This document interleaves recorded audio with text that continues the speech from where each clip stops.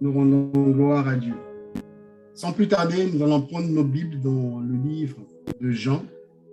On va lire le Jean 16, on va lire le seul verset 33. Il y aura certainement d'autres passages qu'on va partager durant l'échange. Jean 16, 33. Je lis à la version de Summer. Il fallait que je vous dise aussi cela pour que vous trouviez la paix en moi. Dans le monde, vous aurez à souffrir bien des afflictions, mais courage, moi j'ai vaincu le monde. Bien-aimé, là Jésus est en train de parler à ses disciples. Il a averti ses disciples de ce qui va arriver. Il a averti parce que Dieu connaît le cœur de tout un chacun de nous. Nous sommes nombreux à être fougueux parfois. Je suis la première personne en tout cas. À dire des choses pour Dieu. À se dire que nous démontrons réellement notre amour pour Dieu. Jésus voyant le cœur de ses disciples. Jésus a vu mon cœur cette nuit. Jésus a vu ton cœur cette nuit. Et il me dit à moi, je dois te dire certaines choses. Parce que chez moi, il n'y a pas que la bénédiction. Chez moi, il n'y a pas que la joie. Chez moi, il n'y a pas que ceci. Du moment où tu es encore sur la terre des vivants, je dois te le dire. Il faut que tu le saches, bien-aimé. Je dois le savoir. Raison pour laquelle nous devons savoir ces choses pour être armés de la puissance et de la parole de Dieu. Je nous rappelle, bien-aimés, lorsque Jésus était sur la montagne face à la croix, il a dit au Père, si c'est possible que cette coupe s'éloigne de moi, parce que Jésus-Christ a vu la souffrance que le Père lui avait fait mention en amont. Après, Jésus-Christ a pris courage en disant, toutefois que ta volonté soit faite. Triste est de constater, bien-aimés, parmi nous, enfants de Dieu, nous aimons et nous croyons en Dieu que lorsque les choses vont dans un sens bien, lorsque c'est la joie, et quand on donne un message contraire, nombreux se posent la question à savoir, est-ce que Dieu est avec ce frère? Est-ce que Dieu est ici? Moi, je veux bien entendre la bénédiction. Je veux bien entendre que demain, tu vas te marier. Je veux bien entendre que demain, tu seras béni, mon frère, ma soeur. Je veux bien entendre que demain, tu auras de l'argent dans ton compte en banque. Mais ce n'est pas le message que je t'apporte cette nuit. Ce que je viens de te dire cette nuit, ce que je viens de me dire cette nuit, c'est que Jésus nous a promis une paix. C'est vrai. C'est indéniable. Mais cette paix-là a un prix. Cette paix-là, ce n'est pas le simple fait d'être baptisé du Saint-Esprit. Ce n'est pas le simple fait d'appartenir dans une église. Ce n'est pas le simple fait de tonner la chanson du frère X ou du frère Y. Ce n'est pas le simple fait d'être ici comme ce que je fais cette nuit. Prendre une portion de la parole et dire, mais cette paix a un prix. Pourquoi a un prix? Parce que notre Seigneur est notre modèle. Jésus-Christ est notre modèle. J'ai pour habitude de dire, je ne suis pas encore chrétien. Je m'explique. Je dis, pour moi, être chrétien, c'est vraiment atteindre la stature de Christ. Être chrétien, c'est vraiment ressembler à Christ, comme fut le cas pour Pierre, pour Jacques, Jean, pour Paul, pour Tite.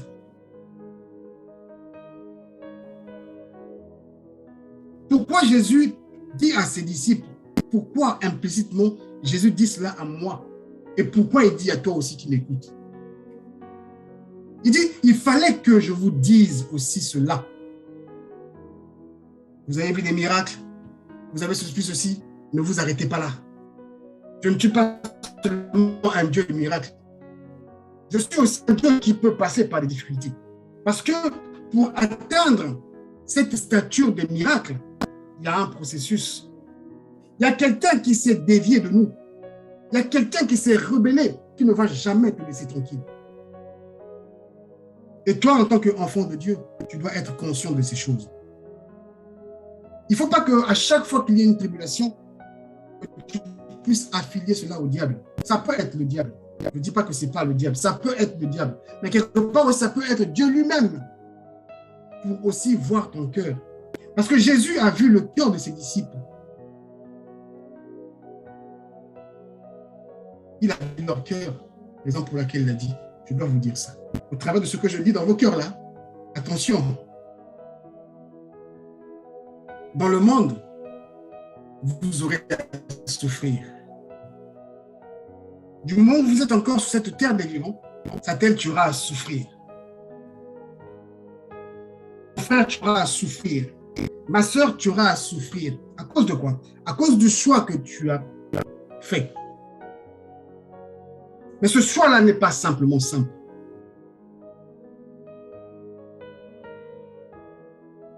Raison pour laquelle tu dois être au courant. Raison pour laquelle il ne faut pas être aveugle. Mais tu dois être en communion avec moi pour que je te dise, que je te montre les chemins à parcourir. Il fallait que je vous dise ces choses. Aussi, cela pour vous, pour que vous trouviez la paix en moi. Qui peut trouver la paix lorsqu'on lui dit, le chemin dans lequel que tu veux parcourir là, c'est rempli d'épines. Il faut que tu traverses ça pour que... Qui peut être en paix? Bien-aimé, je ne pense pas que je peux être en paix. On ne doit pas se leurrer. Raison pour laquelle Jésus disait cela. Parce que vous serez dispersés. Chacun va fuir dans son petit coin. C'est comme, juste pour une parenthèse, ce matin, j'ai partagé comme je fais d'habitude, en disant qu'une salutation hypocrite lorsqu'on nous pose la question, comment vas-tu? Je me porte bien par la grâce de Dieu. Est-ce que réellement nous sommes obligés de dire que je me porte bien par la grâce de Dieu?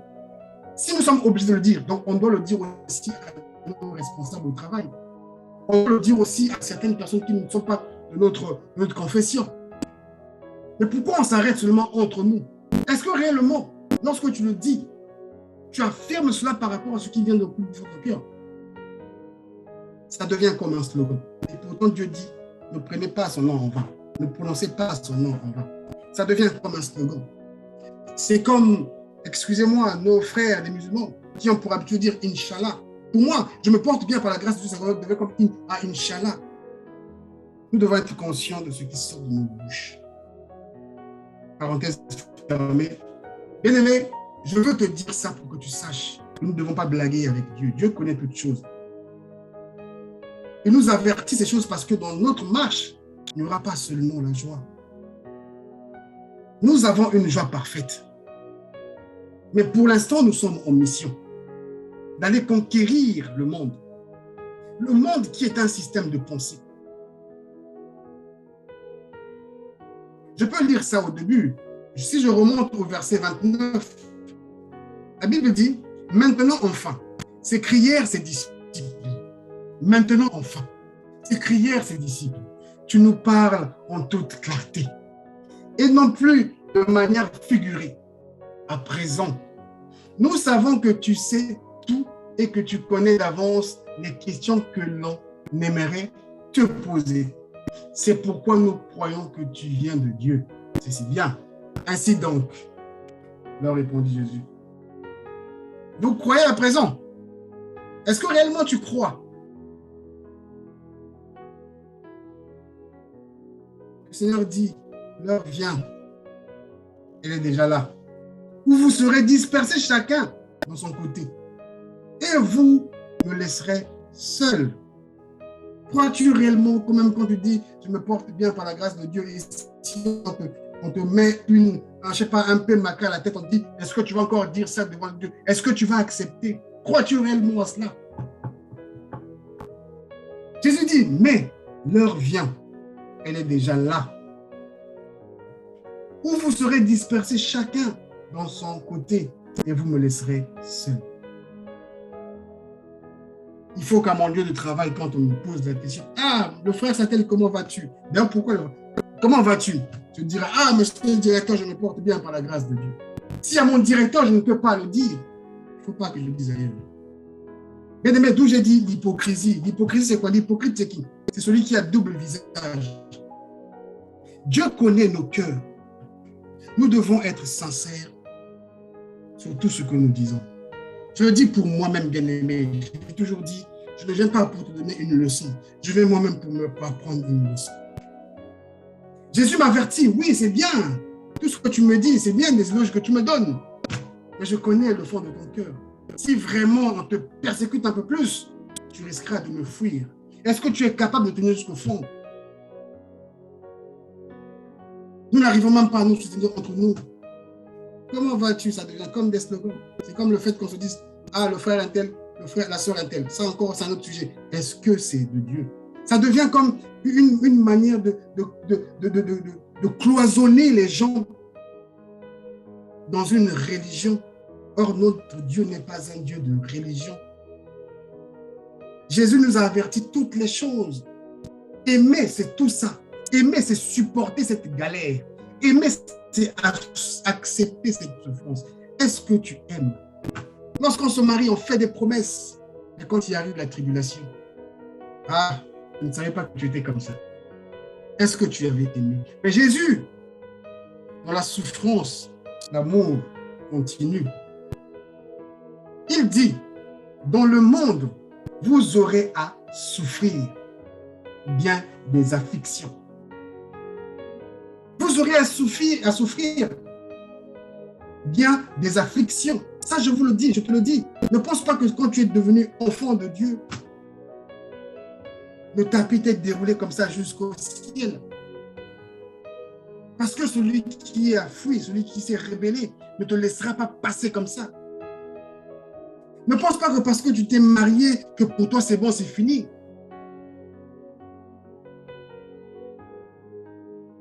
Ne pense pas que parce que je ne sais pas tu as quoi.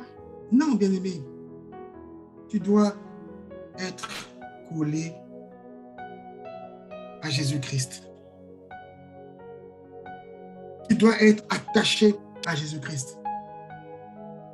Je ne cesserai de me le dire à moi-même, Satan, attache-toi à Jésus-Christ. Que ta vie puisse parler d'elle-même. Tu es né de nouveau. On dit que tu es né de nouveau. Donc l'ancien doit disparaître. C'est moi qui ferai disparaître l'ancien en moi. Parce que je suis né de nouveau. Et Dieu connaît nos cœurs. Nous sommes nombreux à être hypocrites. Je suis le premier à être hypocrite. Peut-être pas toi, mais moi je dis, je suis le premier à être hypocrite. Parce que lorsque je lis ces paroles, je me regarde, je me dis non, je ne suis pas à la hauteur. Est-ce que je suis capable d'accepter les souffrances à venir? Nous devons tous nous poser des questions. J'ai dit ce matin à une sœur, j'ai dit, je t'envoie ces réflexions, je t'envoie ces petits mots pour te pousser à réfléchir un peu. Je te partage mes réflexions, je te partage le domaine dans lequel je me place aujourd'hui. Je commence à vouloir un peu réfléchir à ce que j'ai entendu, à ce que je lis dans la parole de Dieu. Des fois, il y a un écart important. Raison pour laquelle la Bible dit que ce livre de la loi ne s'éloigne point de ta bouche.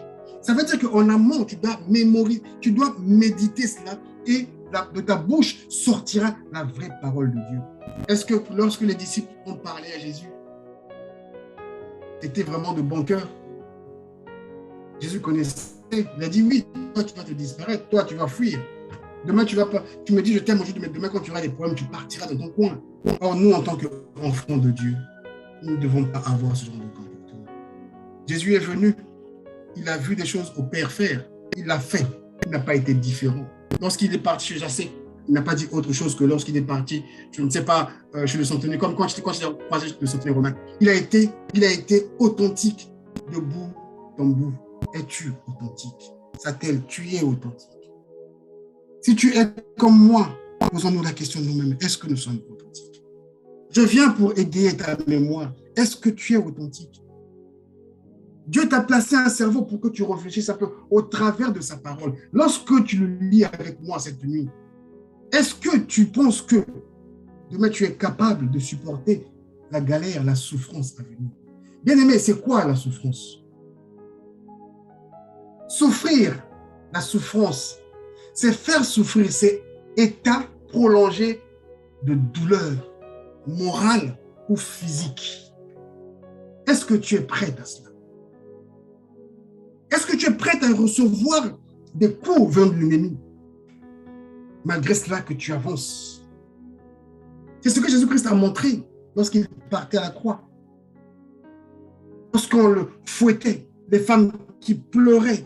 Jésus-Christ a dit quoi? Ne pleurez pas pour moi. Pleurez pour tout, pourtant pour vos enfants. Pleurez pour vous, parce qu'il savait ce qui avait à venir. Je suis venu vous montrer le chemin. Il n'est pas venu te dire que ma grâce c'est bon, je m'arrête là. Il n'est pas venu te dire que oui, par la grâce tu as été guéri pour que tu restes dans ton petit cocon. C'est aussi pour que tu réfléchisses un peu sur ta route et le reste, lui, il va faire. Le simple fait de commencer à se poser la question, c'est déjà un moyen d'appeler Dieu à l'intervention. Mais quand tu te limites seulement, la grâce de Dieu, la grâce de Dieu. Bien-aimé, on va dormir, on va se réveiller. Cette grâce-là, elle te passera à côté. J'ai lu ce matin que cette grâce est sur tout le monde. Les bons comme les méchants. Peut-être que tu n'as pas lu, je te le dis. Il est écrit dans la Bible, le souhait de Dieu, c'est que tous nous puissions parvenir à sa connaissance. Ça, c'est son souhait. Après, ça ne dépend pas de lui. Ça dépend de toi et moi. Marcher avec Christ dépend de toi, bien-aimé. Ça ne dépend pas de Dieu. Dieu a fait sa part. C'est ce qu'il voulait dire même à ses disciples. Moi, j'ai fait ma part lorsque je vais à la montagne. Vous aussi, prenez vos croix. Faites votre part. Suivez-moi, car nous avons vaincu ce monde. Raison pour laquelle je t'avertis cette nuit que tu vas souffrir. Je sais que tu n'aimes pas entendre ça. Tu veux entendre que je te bénis. Tu veux entendre que Dieu te bénisse. Je sais. Mais la bénédiction est un package. Et dans ce package-là, il y a la souffrance dedans. Tu ne peux pas extraire dans le package la souffrance. Ça fait partie de ta marche. Les afflictions. J'aime bien définir ces mots. Peine profonde, c'est ça une affliction. Abattement, détresse, accablement, le chagrin. Es-tu prête à accepter ça? Est-ce que tu n'abandonneras pas quand le chagrin viendra? Est-ce que tu ne me fuiras pas parce que tu me vois dans une position qui n'est pas juste? Ce sont des questions que toi et moi, en tant qu'enfants de Dieu, nous devons nous poser. Et je crois que les réponses viendront du Saint-Esprit. Lorsque tu te limites à la grâce, oui, mais la grâce, elle est trompeuse. Nous sommes nombreux à pouvoir le dire maintenant comme un slogan. Je me porte bien, Dieu fait grâce, je me porte bien dans la grâce de Dieu. Je dirais Inch'Allah, c'est la même chose. Est-ce que tu crois réellement ce que tu dis? J'ai eu des réactions diverses et variées. Pourquoi? Parce que les gens sont habitués à entendre bénédiction, joie. Quand c'est la galère, c'est le diable qui m'accuse, c'est le diable qui m'attaque. Je ne nie pas les attaques du diable. Mais Jésus te dit cette nuit, Jésus me dit cette nuit, les afflictions font partie intégrante de ton chemin. Il dit les afflictions font partie intégrante de ton chemin. La grâce maintenant intervient où? Plus loin. Il dit ce monde va te tourmenter. Le monde, ce n'est pas seulement les personnes physiques. Le monde, ce n'est pas seulement le cosmos. Le monde, c'est aussi ce système, cette manière de penser. C'est la raison pour laquelle Jésus avait dit, je suis dans ce monde, mais je ne suis pas de ce monde. Il a dit, je suis dans ce monde, mais je ne suis pas de ce monde. Je vis sur la terre des vivants, mais j'ai un système de pensée qui est renouvelé. Raison pour laquelle Nicodème ne comprenait pas la nouvelle naissance. Même moi, je ne comprends peut-être pas ça encore. Peut-être toi, je ne sais pas. Mais je viens juste te dire cette nuit, tu dois réfléchir tous les jours que tu vis. sur ta relation avec le Seigneur. Le jour où tu vas commencer à te poser réellement des vraies questions, tu verras le Saint-Esprit se manifester puissamment en toi. Je sais de quoi je te parle, bien-aimé.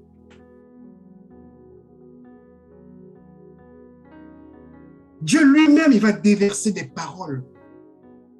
Dieu lui-même, il va concocter des choses parce qu'il dit, il est le maître des temps et des circonstances. À cause de quoi? Parce que tu t'es commencé à te poser une question. La conquête du monde a commencé par un seul pas. Lorsqu'une personne s'est levée de sa chambre, tiens, je vais conquérir le Congo, je vais conquérir la Brazzaville, je vais conquérir je ne sais pas ceci. Et qui nous dicte une manière de vivre. La grâce est avec toi.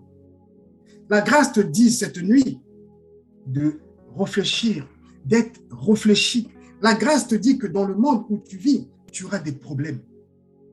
Je suis Jésus, lui, Dieu, manifesté sur cette terre. Je te dis en tant que mon fils, tu auras des problèmes.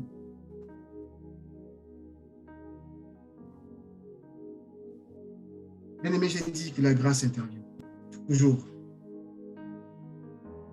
La gloire soit rendue à Dieu. Parce qu'il dit, il nous dit, il te dit, il me dit.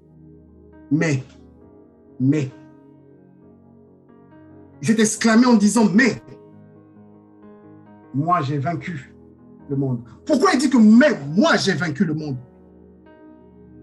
Pourquoi est-ce que tu t'es posé la question à savoir? Pourquoi Jésus dit, prends courage, mais moi, j'ai vaincu le monde? Parce que je suis un modèle pour toi. Toi qui t'appelles chrétien, là, acceptes-tu les afflictions de Dieu pour un nom qui n'est cité que 3 fois dans la Bible? Tellement qu'on saute des étapes, raison pour laquelle le loup est dans la bergerie. C'est parce qu'on saute tellement les étapes. Et Jésus est venu en tant qu'enfant. Il est né, sorti du ventre de Marie. Comme toi et moi, pour te montrer l'exemple, pour me montrer l'exemple. Il a marché sur cette terre des vivants en disant que je ne fais rien de moi-même. Ça veut dire qu'il était en communion sans arrêt avec son Père pour agir fidèlement ce qui a été dicté. Toi et moi, nous sommes accablés par les téléphones que nous avons. Toi et moi, nous nous trompons parce que je suis en difficulté avec mon frère ou avec ma soeur. Toi et moi, nous nous trompons parce qu'on te met quelque part. Tu détruis même la direction dans laquelle on t'a nommé. Et dire même la grâce de Dieu. Donc la grâce de Dieu te permet même de voler. C'est pas que j'aime pas ça. Bien aimé, je le dis pourquoi? Parce que même ceux qui détruisent parfois nos nations disent je suis ici par la grâce de Dieu. Donc Dieu me demande à moi de détruire ma nation. Il m'a nommé directeur, président, je ne sais pas, dans un pays. Moi, je me prends à me servir l'argent qui est censé être pour gérer mon administration. Moi, je prends ça pour construire ma maison, avoir plusieurs femmes, à acheter des voitures. Je dirais que la grâce de Dieu. Jésus te dit cette nuit, me dit, la souffrance, tu dois rencontrer ça. Parce que moi, j'ai connu la souffrance. J'ai connu la souffrance. Moi, je l'ai vaincu. Moi, je l'ai vaincu. Moi, je l'ai vaincu.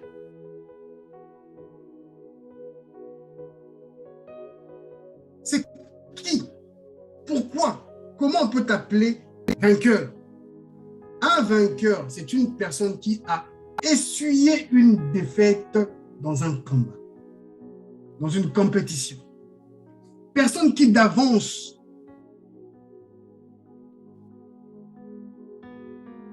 renonce à la lutte, à avoir une attitude de vainqueur. Chapelle des vainqueurs, nous sommes des vainqueurs.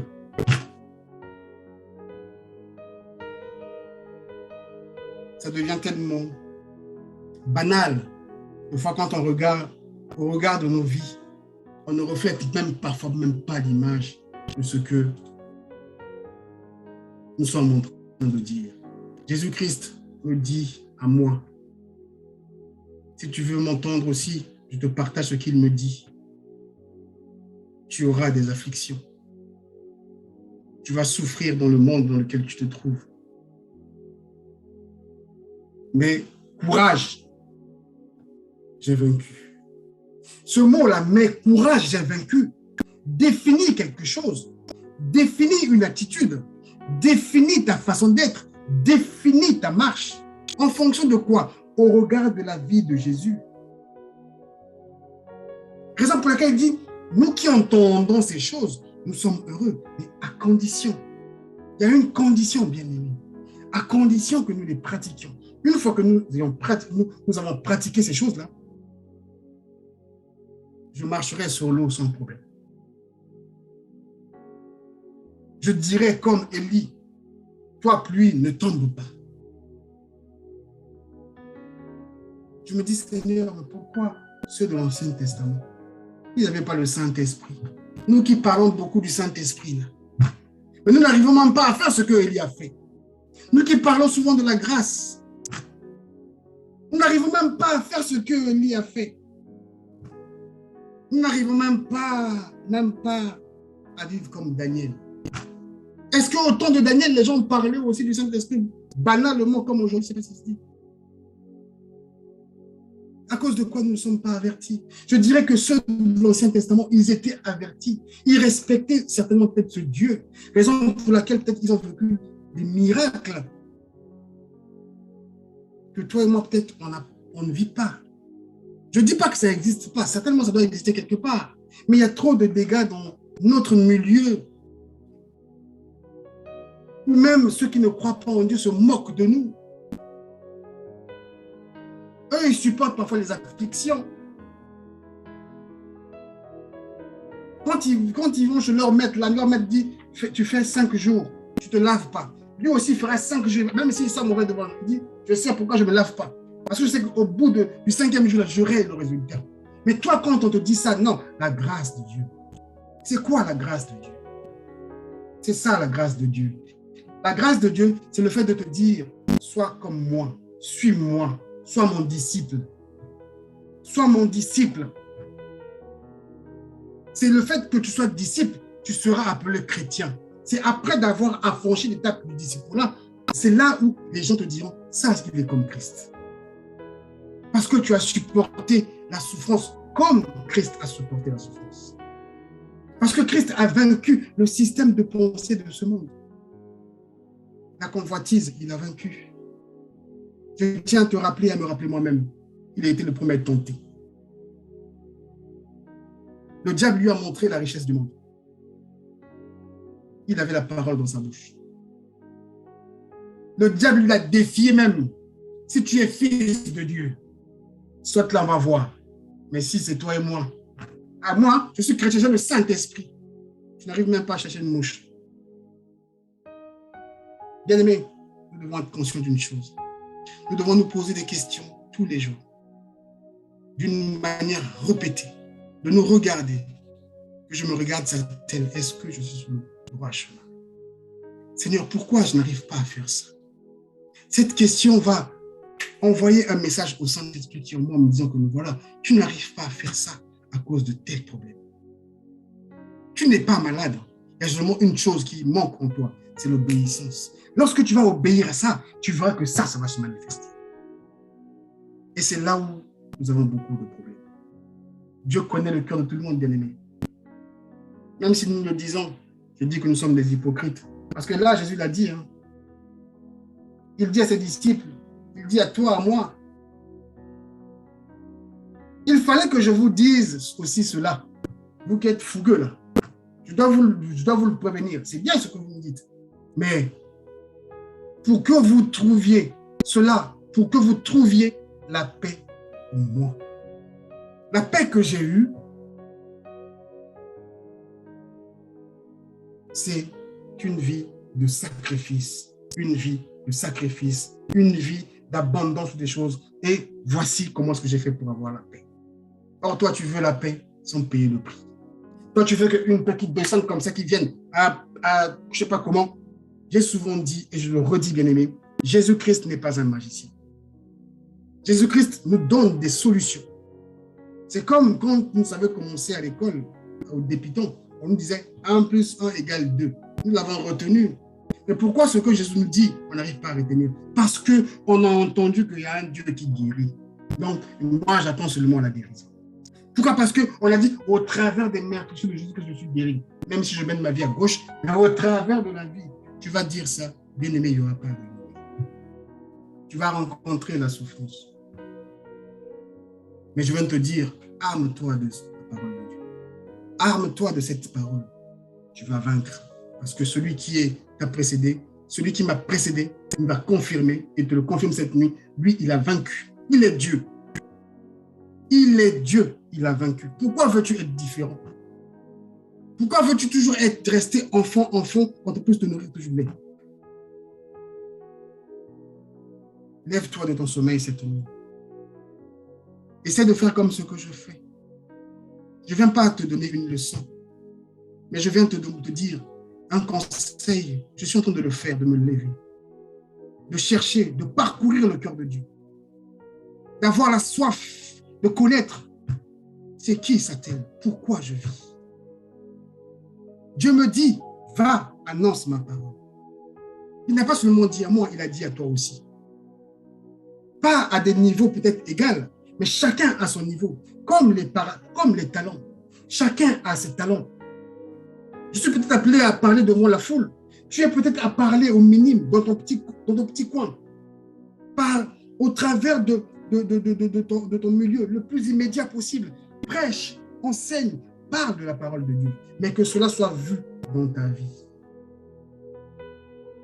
Que cela soit vu dans ta vie.